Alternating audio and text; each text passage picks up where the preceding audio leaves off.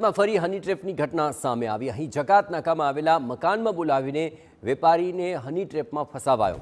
વેપારીને હની ટ્રેપમાં ફસાવી 30 લાખ રૂપિયાનો તોડ કરવામાં આવ્યો। નકલી પોલીસ બની આવેલા 4 શખ્સોએ આ તોડ કર્યો હતો। વેપારીએ અડાજણ પોલીસ મથકની અંદર ફરિયાદ નોંધાવી છે। મહેશ રબારી, અશ્વિન રબારી સહિત 4 આરોપી સામે ફરિયાદ દાખલ થઈ છે।